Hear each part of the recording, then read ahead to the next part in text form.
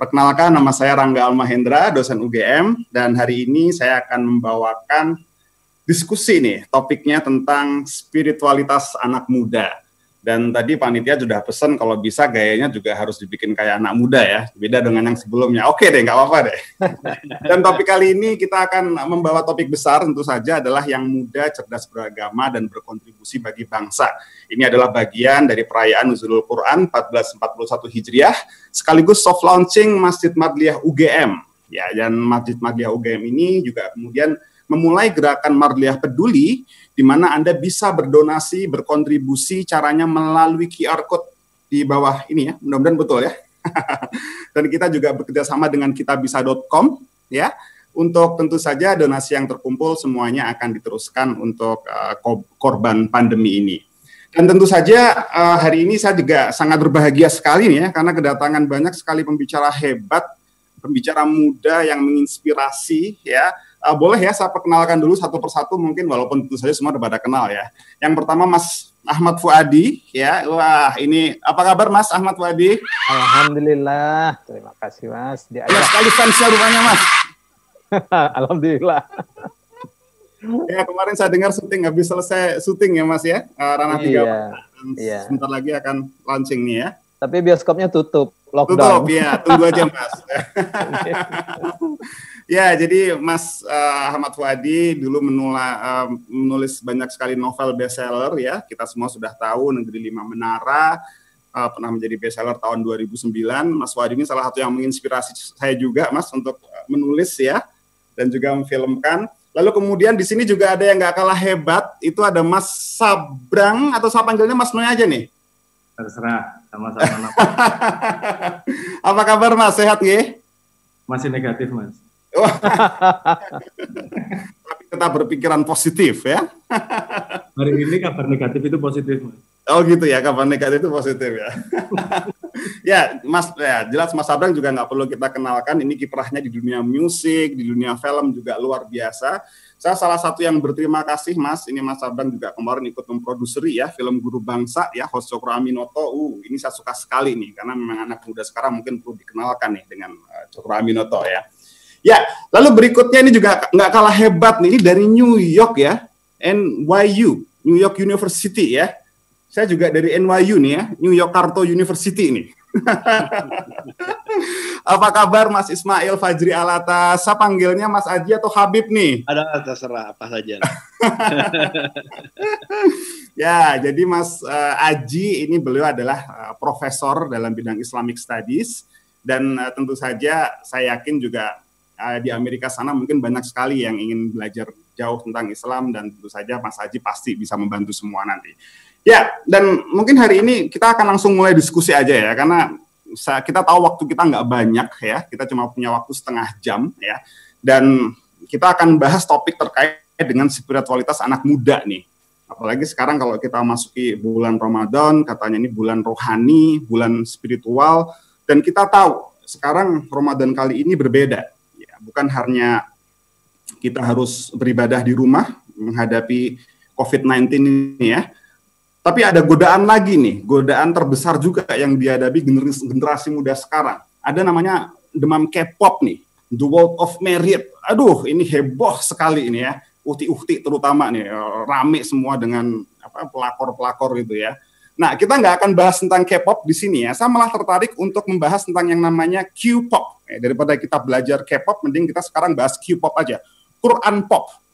Di mana sekarang tantangannya kita juga bisa lebih membudayakan Quran dan juga mengqurankan budaya nih pada generasi muda. Dan tentu saja mudah-mudahan Masjid Madliyah juga bisa berkontribusi dalam hal itu. Nah, saya akan mulai dulu nih dengan Mas Fuadi ya. Mas Fuadi mungkin ingat dulu ya, ketika novel Negeri Lima Menara ya, terbit tahun 2008 atau 2009 ya. 2009. Dunia sastra novel di Indonesia itu dipenuhi dengan mungkin genre ciklit ya, remaja yang cinta-cintaan gitu ya. Lalu kemudian ketika film pertama kali dimunculkan, saya lihat juga waktu itu yang mendominasi adalah film horor, ya, horor seks ya, kalau nggak salah pada waktu itu. Jadi saya merasa bahwa apa yang dilakukan Mas Fuadi ini juga boleh dibilang itu menghembuskan spiritualitas di antara generasi. Apa sih Mas definisi dari spiritualitas menurut Anda gitu, Mas Fuadi? Ya, kalau menurut saya spiritualitas itu ya berhubungan dengan spirit ya, dengan jiwa, dengan kedalaman diri kita. Nah, kita itu kan di zaman sekarang kadang-kadang terlalu sibuk dengan permukaan ya, sibuk misalnya sosial media dengan sensor fisik, tapi kita lupa dengan sensor di dalam jiwa kita. Jadi menurut saya secara ringkasnya spiritualitas adalah persentuhan diri kita, memasuki gerbang diri kita ke dalam dan bertemu dengan diri kita dan bertemu dengan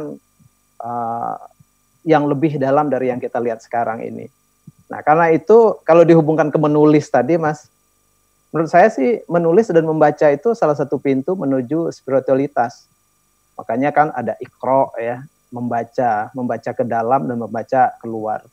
Nah, kalau menulis atau membaca itu memberi makanan buat jiwa, dan itulah spiritualitas kalau menurut saya. Kita terlalu sering kadang-kadang memberi makan buat sensor panca indera kita, tapi ke dalam kurang.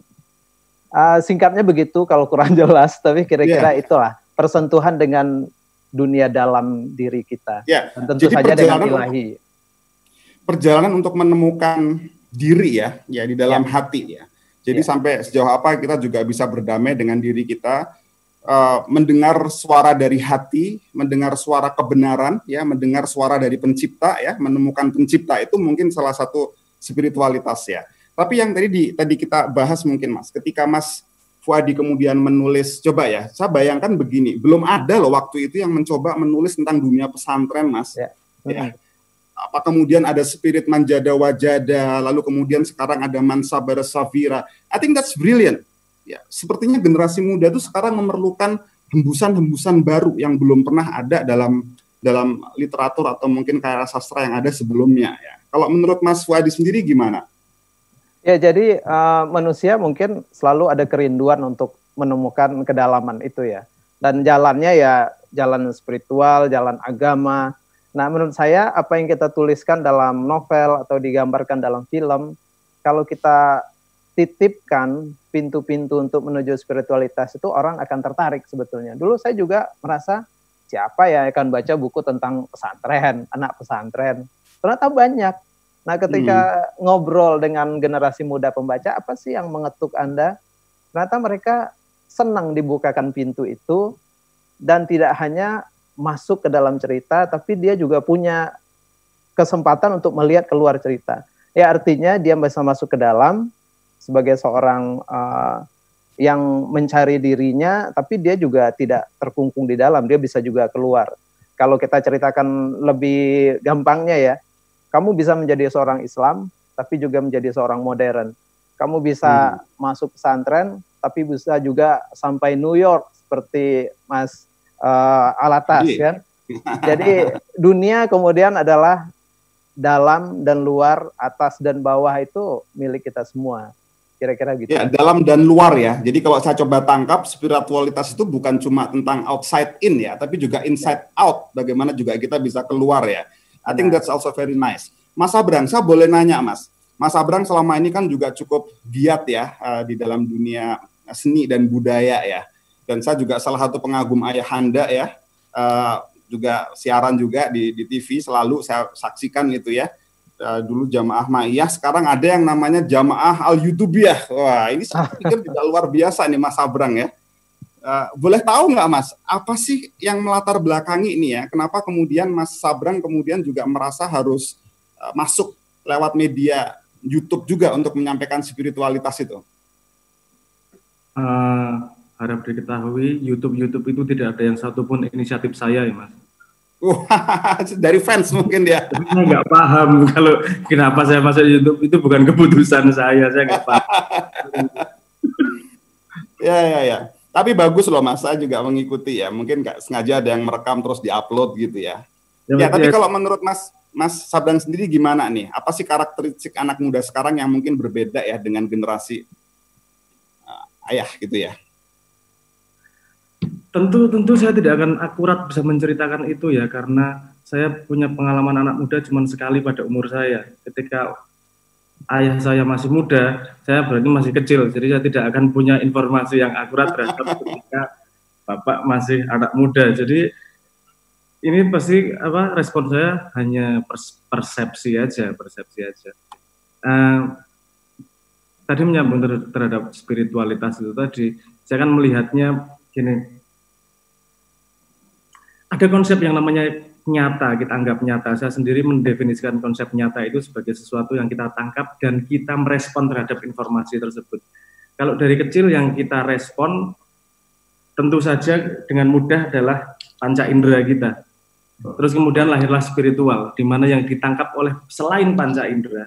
Jadi permutasi dari panca indera tersebut yang tidak kita real dapatkan, terus tapi kita merespon secara serius terhadap informasi tersebut. Nah, itu yang saya sebut spiritualitas. Bedanya kemudian kalau zaman yang sebelumnya sama zaman sekarang adalah jumlah informasi dan tipikal informasinya seperti apa.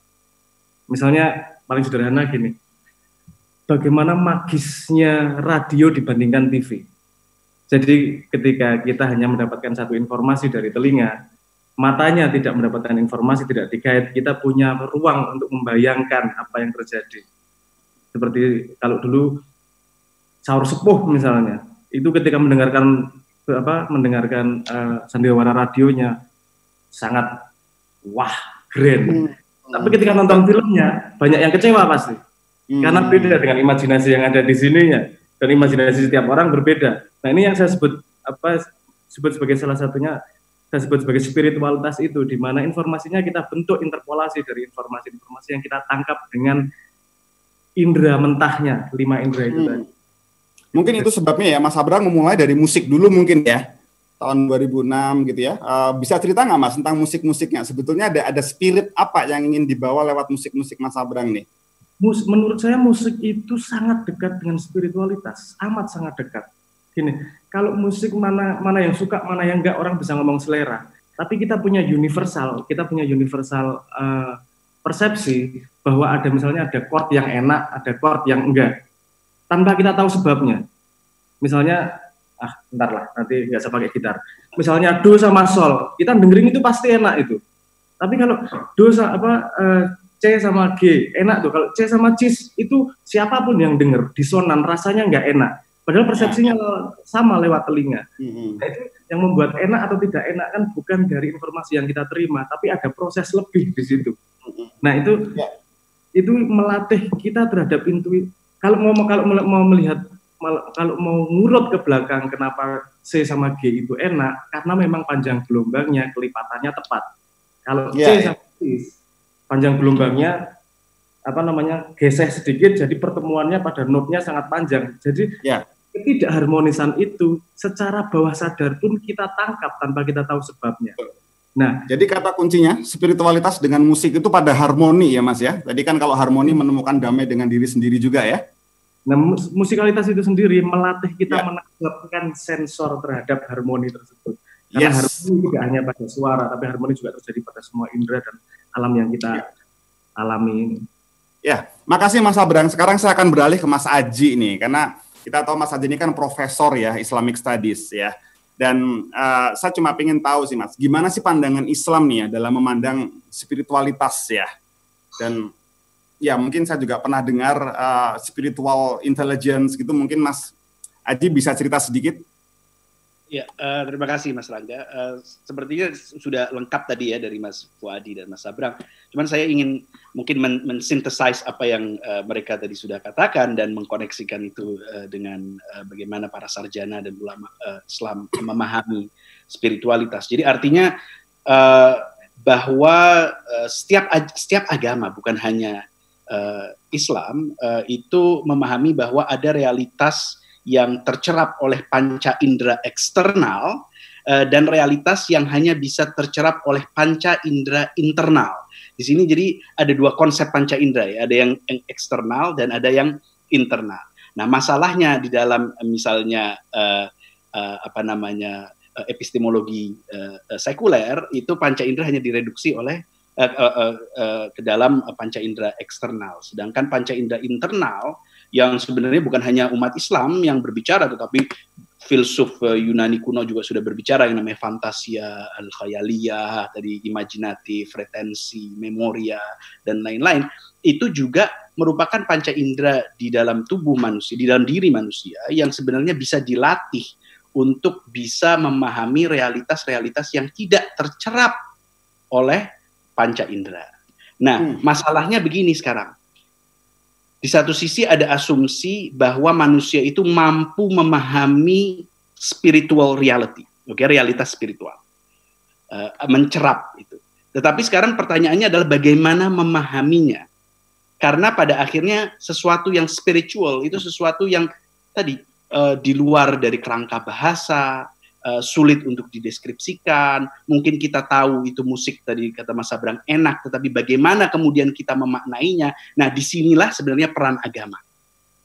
Karena agama menjadi kerangka berpikir untuk memahami realitas dan pengalaman spiritual manusia sehingga kita memahami ini toh. Karena pengalaman spiritual itu bisa dimaknai dengan berbagai macam cara, bisa malah justru di dalam misalnya kalau kita mengikuti psikiatris modern bisa dimaknai malah orang ini sudah agak sakit jiwa atau bagaimana gitu loh. Nah, makanya kalau kita ingat ini kan momennya nuzulul Quran ya.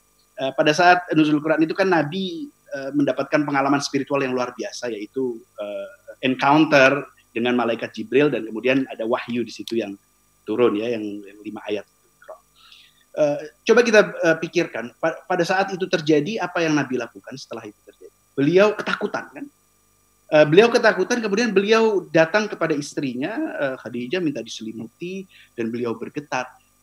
Yang menarik di sini adalah Nabi pun pada saat itu tidak memahami apa yang terjadi pada dirinya. Jadi beliau mengalami sebuah pengalaman spiritual, tetapi dia tidak memahami apa pada saat itu yang terjadi pada dirinya. Dan seperti kita baca di dalam Sirah Nabawiyah misalnya, apa yang dilakukan oleh Nabi, dilakukan oleh Khadijah. Khadijah membawa Nabi ke sepupunya yaitu Warakah bin Naufal yang merupakan. Mas Haji, boleh saya potong sebentar ya? Tadi kan Anda menyampaikan ya tentang adanya dimensi internal dan dimensi eksternal dalam menemukan spiritualitas. Dan saya rasa juga kita kan juga sudah bersepakat bahwa Islam itu merupakan kebulatan yang tidak terpisahkan nih antara ibadah dan muamalah. Apakah menurut Mas Aji ini ya, apakah sekarang ini kita perlu menambah lagi nih dimensi muamalah, dimensi eksternal yang harus kita tunjukkan? Bentar, biar saya selesaikan dulu tadi. Saya ya, oke. Ada poin ini. Karena pada saat Nabi datang kepada Warakah bin Naufal, apa yang dilakukan Warakah? Warakah itu memaknai, memberikan pemaknaan kepada Nabi bahwa apa yang terjadi adalah pengalaman spiritual, bahwa beliau menerima wahyu. Nah, sehingga apa? Agama di sini menjadi penting untuk memahami dimensi spiritual manusia. Jadi kita tahu, ini yang terjadi pada saya ini adalah pengalaman spiritual yang ada koneksinya dengan Tuhan dan lain-lain. Ini adalah wahyu, Anda adalah nabi, gitu kan? Nah, berarti agama di sini fungsinya adalah untuk mempersiapkan kita memahami pengalaman spiritual dan mentrain kita untuk mendapatkan pengalaman spiritual itu, karena itu adalah fitrah manusia. Nah, sekarang kepada pertanyaan Anda ini tadi, yang terjadi sekarang terkadang agama lupa kepada fungsi utamanya, yaitu untuk merealisasikan potensi spiritualitas manusia, potensi imajinasi manusia, mempersiapkan dia untuk mengalami pengalaman spiritual yang itu sebenarnya sudah merupakan fitrahnya. Nah, oleh karena itu amal, akidah, praktik-praktik keagamaan kita sesungguhnya semua harus dimaknai sebagai persiapan dan proses untuk pengalaman spiritual itu. Ya. Baik, menarik sekali. Mungkin ini terakhir ya, saya akan berikan kepada siapa aja nih. Kan sekarang kita harus menjawab tantangan di zaman now nih ya. Jadi bagaimana di zaman now ini kita bisa menemukan spiritualitasnya ya. Ya, kalau zaman itu singkatannya neng omah wae ya, di rumah saja itu loh. Nah, bagaimana kita bisa menemukan juga spiritualitas di rumah ini, dengan cara apa kita bisa temukan itu? Mungkin silahkan, Mas Wadi boleh, Mas Abrang boleh, atau Mas Haji boleh. Ya, kalau menurut saya kita dibanjiri oleh tadi makanan untuk sensor luar tadi. Kalau mengikuti tadi dari Habib ya, five senses kita dibanjiri oleh berbagai macam kemungkinan dengan banyaknya internet, sosial media. Dan yang kurang itu mungkin sensor dalamnya ini kurang diisi. Nah, kalau dari saya sih simpelnya sekarang, kita kembalilah banyak membaca. Karena membaca sebetulnya ada perjalanan ke dalam, ada dialog dengan dalamnya itu. Nah, tentu saja tadi itu dituntun oleh ritual agama dan segala macam, sehingga kita terkonek dengan dalam dan kita juga mempunyai jalan yang benar melalui perjalanan agama itu. Nah, yang kedua, karena saya penulis, menurut saya setelah kita membaca ke dalam ada inner journey itu, kenapa kita tidak ada perjalanan keluar dengan menuliskan pengalaman tadi.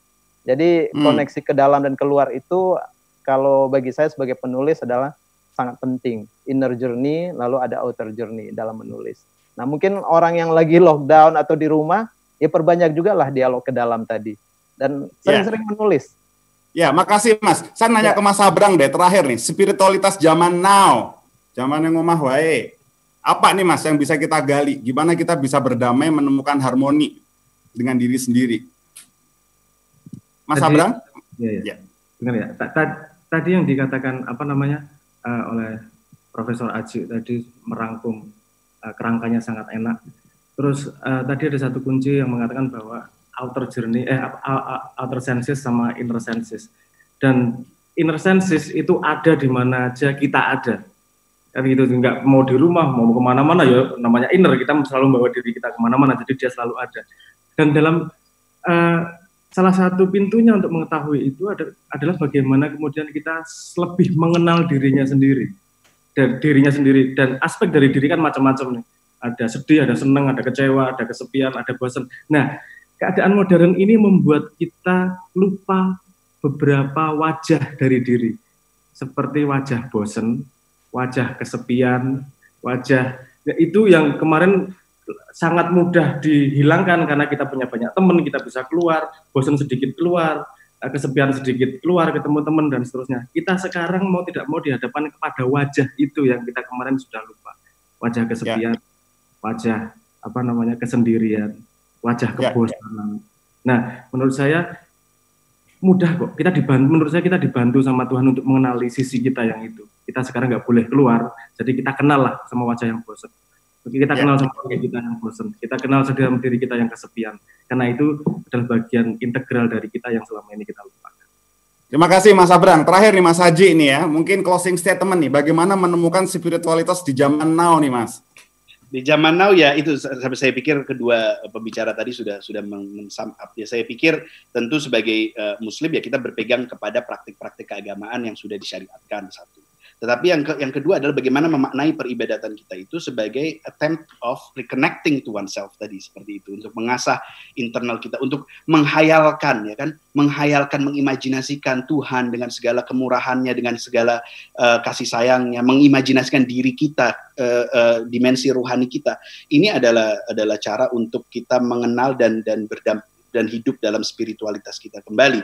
Dan dalam masa lockdown seperti ini, saya pikir ini adalah kesempatan yang luar biasa untuk melakukan disiplin-disiplin seperti itu, jika kita bisa lebih mengurangi misalnya screen time kita. Karena kalau misalnya kita di rumah lockdown tapi tetap di depan internet, Twitter, Instagram dan lain-lain, saya pikir itu tidak ada bedanya dengan di luar gitu loh. Ini justru adalah masa yang luar biasa. Saya menikmati sekali masa ini karena saya bisa banyak membaca seperti kata Mas Bu Adi tadi, berpikir, misalnya Mas Abrang mendengarkan musik. Ini adalah saat yang sangat tepat untuk itulah kita. Saya tahu bahwa orang bosan dan orang ingin selalu berkomunikasi, tapi kalau misalnya saat yang keemasan seperti ini digunakan untuk tweet war dan untuk debat dan untuk perang, saya pikir kita tidak menggunakan kesempatan yang diberikan saat ini sebaik-baiknya. Ya, sebetulnya saya masih pengen ngobrol lebih banyak nih, tapi saya dari tadi sudah dikodein panitia, sayangnya waktu kita sudah habis nih ya. Cuma kalau saya boleh simpulkan ya, dari diskusi kita ini saya mendapatkan kata kunci ya, bahwa ternyata spiritualitas itu bukan hanya internal tapi juga eksternal. Ya, ada outside in tapi juga ada inside out. Ya, sama seperti Islam sendiri kan juga punya dua pilar iman dan pilar amal soleh, yang itu kemudian harus juga bisa diseimbangkan untuk menemukan spiritualitas. Jadi mungkin kalau saya bisa simpulkan, Mbak, spiritualitas itu ternyata bukan hanya perjalanan kita dalam menggapai kesempurnaan, perjalanan kita dalam bertemu dengan Sang Pencipta ya. Tapi yang lebih penting dari itu adalah perjalanan juga untuk bisa meninggalkan jejak yang lebih bermakna bagi sekitar kita. Mungkin seperti itu ya. Baik, terima kasih sekali atas waktunya. Ini suatu hal yang luar biasa sekali, tapi sayang sekali waktu kita habis dan ini masih ada sesi berikutnya yang harus kita ikuti. Berikutnya akan ada sesi anak muda dan pemberdayaan umat ya, yang nanti akan dibawakan oleh sobat-sobat saya juga. Ini ada Mas Gufron Mustaqim, ada Sultan Faras, ada Al-Fatih, dan tentu saja Muslim Traveler favorit kita semua nih ya, Mbak Sasa Belladonna. Ya, mungkin akhir kata dari saya. Sampai bertemu di dalam kesempatan berikutnya. Sekian dari saya. Wassalamualaikum warahmatullahi wabarakatuh. Waalaikumsalam warahmatullahi wabarakatuh. Terima kasih Mas.